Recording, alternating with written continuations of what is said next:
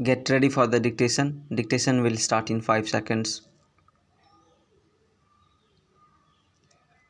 Start. India celebrates Republic Day on January 26 annually with a lot of pride and fervor. It is a day that is important to every Indian citizen. It marks the day when India became truly independent and embraced democracy.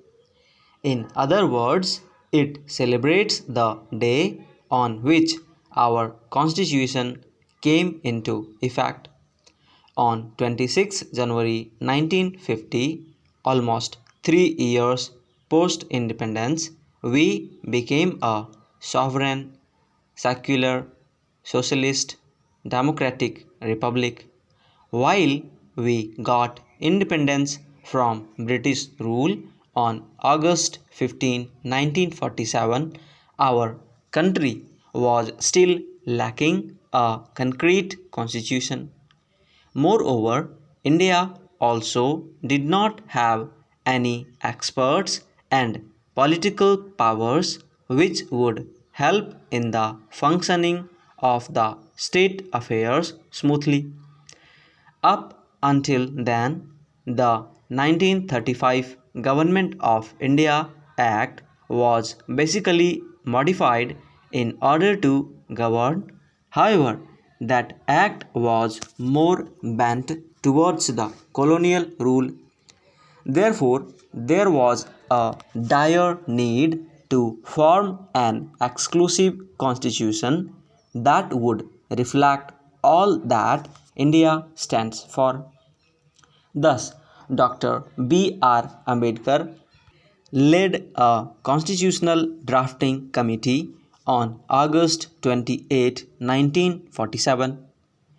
After drafting, it was presented to the Constituting Assembly by the same committee on November 4, 1947.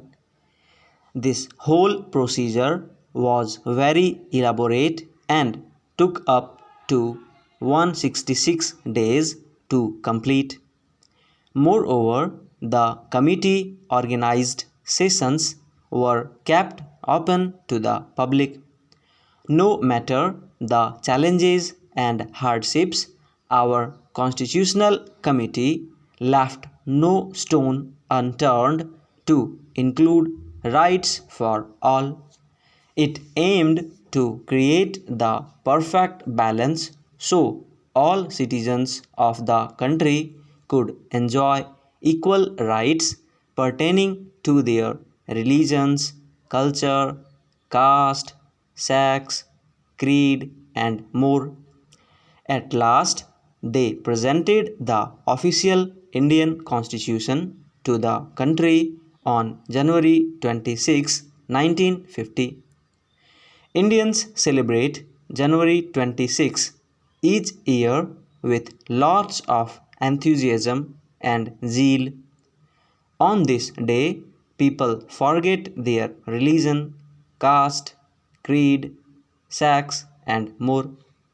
It brings together the country as a whole. It truly shows the diversity of our country. The capital city of India, New Delhi, celebrates it with a Republic Day parade that showcases the might of the Indian military and the cultural diversity of our country. These parades take place in other cities as well, where a lot of schools participate in. It is a delight to watch the children and professionals put in so much effort. The way they grace the parade makes one proud of their country. We also do national flag hoisting on this day.